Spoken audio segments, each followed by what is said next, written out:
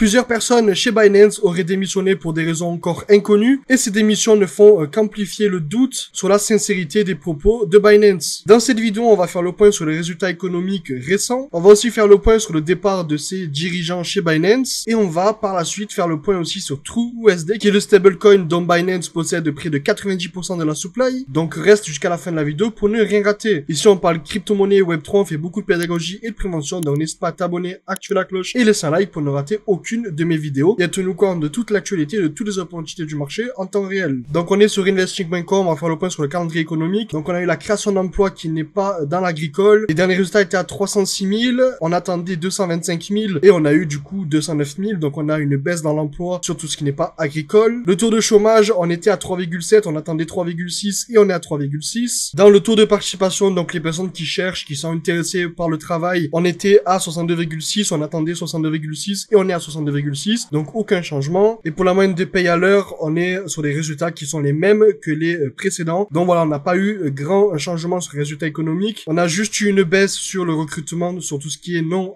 agricole. Pour le marché, on a un Bitcoin à 30 350, Ethereum à 1871, on a le BNB à 235, XRP à 40 centimes, ADA à 28, Solana à 20,89, on a Avax à 12,71 et Chainlink à 6,20, Atom 9,33. Donc on a une baisse du marché de 1,57%. Et si on jette un coup d'œil à la charte du Bitcoin, pour le moment on monte un petit peu. Je pense qu'on ira taper les 31 500 vers ici, parce que comme vous voyez, on est dans un range ici, entre ici et ici. Donc on risque de monter vers les alentours de 31 500 ici, à moins qu'on aille retaper les 29 800 ici. Comme on a vu hier, on part et on casse à la baisse, mais on est parti réintégrer le range. Donc voilà, pour le moment on est à 30 329. Rien de bien fou, 0,03% sur les dernières 24 heures. Donc la nouvelle principale, le départ des principaux dirigeants de Binance au milieu d'une enquête du DOJ. Donc le DOJ, c'est le département de la justice, et on a des cadres supérieurs de Binance, dont le conseil juridique général et le directeur de la stratégie, qui annoncent leur départ dans le contexte d'une enquête en cours du DOJ. Donc comme j'ai dit, le département de la justice, c'est assez bizarre que des personnes assez haut placées qui travaillent dans une entreprise qui est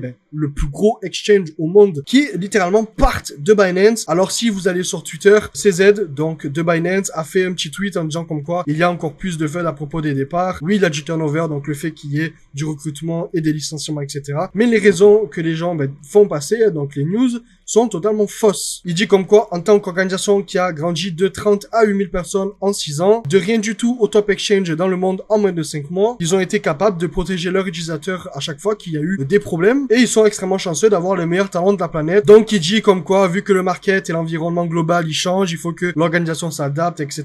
Il remercie les personnes. Bien évidemment, les personnes qui ont quitté l'entreprise font des tweets en disant comme quoi ils n'ont rien contre Binance, etc. Mais ce qui est bizarre, honnêtement, c'est que pourquoi ces personnes, dans tous les cas, diront qu'ils ont vraiment quelque chose contre Binance? Parce que ça va juste allumer un feu qui va être catastrophique pour le marché. On voit encore CZ qui balance encore son 4, etc. Et honnêtement, je pense que quelque chose se cache, parce que c'est pas la première fois qu'il se passe des choses comme ça. Donc ça commence avec les pays en Europe qui ne veulent plus collaborer avec Binance, ou des pays qui essayent d'arranger la chose, mais que c'est beaucoup plus compliqué que prévu. On se retrouve aussi avec Binance, qui est une entreprise qui s'est retrouvée du jour au lendemain numéro 1. Donc ils ont pas fait forcément les démarches qu'il fallait faire en termes tout simplement d'administration. Donc je pense qu'il y a quelque chose qui se cache en interne, quelque chose qui tourne pas rond, parce que voilà, comme je l'ai dit, si vous vous retrouvez haut placé dans une boîte comme Binance, la quitter du jour au lendemain, c'est qu'il y a forcément quelque chose. Donc je pense que Binance, en sachant qu'il y a en ce moment une enquête et qu'on aura sûrement des résultats de cette enquête, je pense qu'il y aura des résultats qui vont faire assez mal pour le marché. Donc je pense justement que le fait que ces personnes dans l'entreprise quittent Binance, sont au courant de quelque chose et partent de Binance avant que ça leur tombe dessus. À l'heure actuelle, Binance n'a pas émis de réponse officielle à la nouvelle des départs de ces cadres, mais le tweet n'a rien de spécial, honnêtement, c'est juste 4, arrêtez de FUD, etc. Tout va bien. Ils continuent à build, ils continuent à recruter, mais je trouve ça quand même assez bizarre. En sachant aussi que Binance contrôle près de 90% du stablecoin de TrueUSD, donc ça leur permet tout simplement de garder le peg du stablecoin TrueUSD, parce que s'ils possèdent 90%, il suffit qu'ils les gardent, qu'ils ne les vendent pas,